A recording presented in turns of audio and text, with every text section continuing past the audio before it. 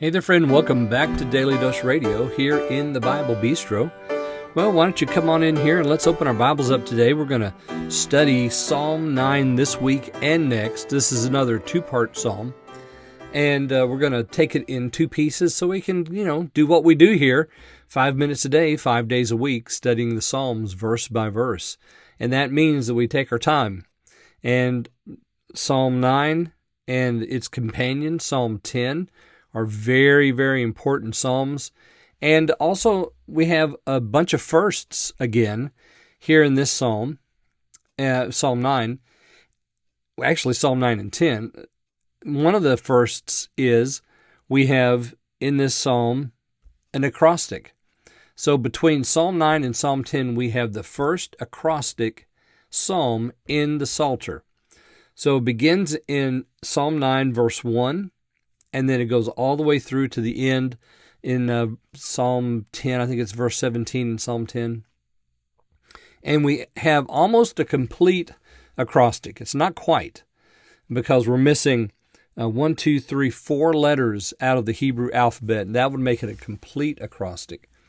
But these two psalms put together comprise an acrostic, and it's fascinating. This is the first one out of all the ones that we have. Of course, the grand acrostic in the Psalms is Psalm 119, and we'll eventually get there again. But, here's our very first one. Also, another first here is that we have another tune name or possibly historical reference. Not really sure which it is.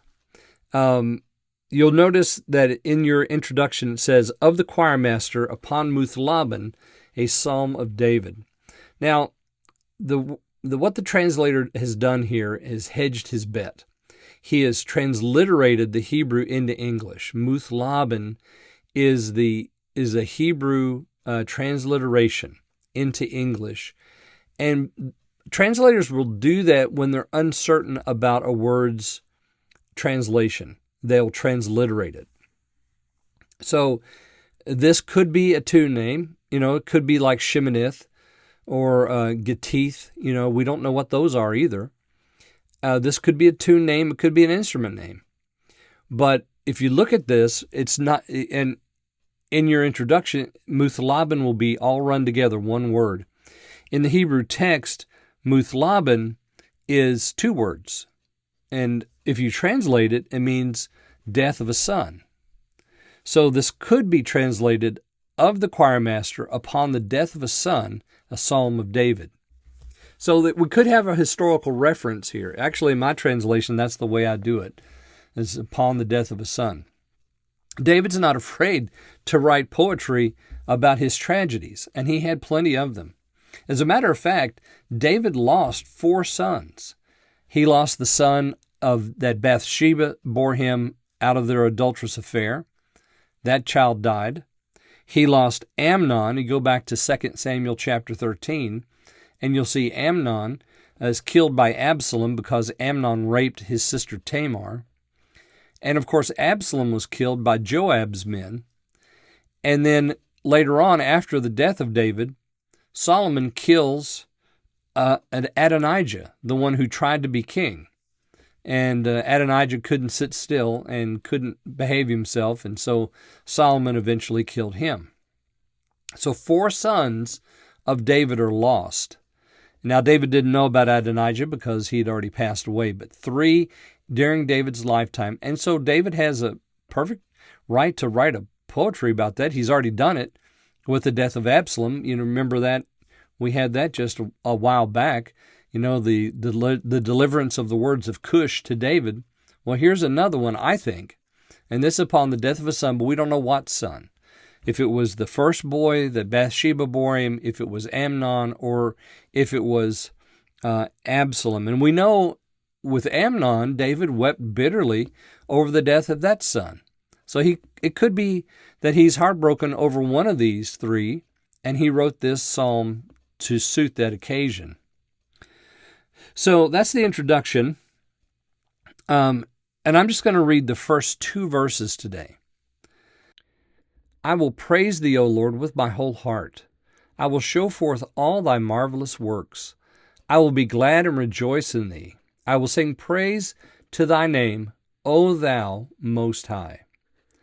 Now, I just want to say something real quick about these two verses. Isn't it fascinating that if this is a psalm that David wrote upon the death of one of his sons, that he would begin it this way?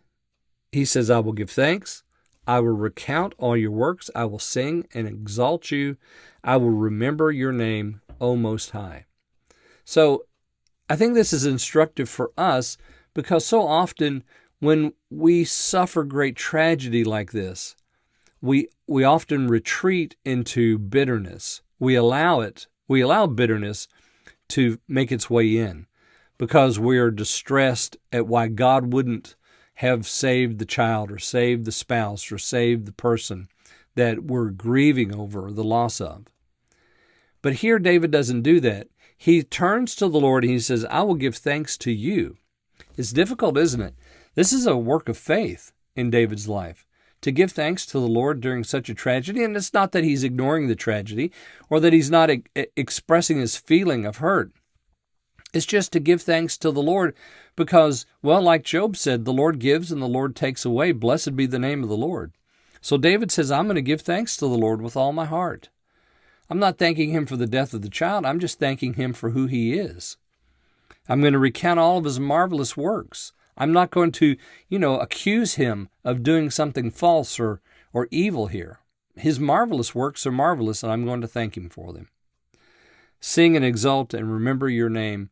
This is a marvelous remedy for us, especially when we come to a place where we're really grieving over a loss. We must remember the name of the Lord Most High. He's our God. And he's right there with us, even during those times of great grief.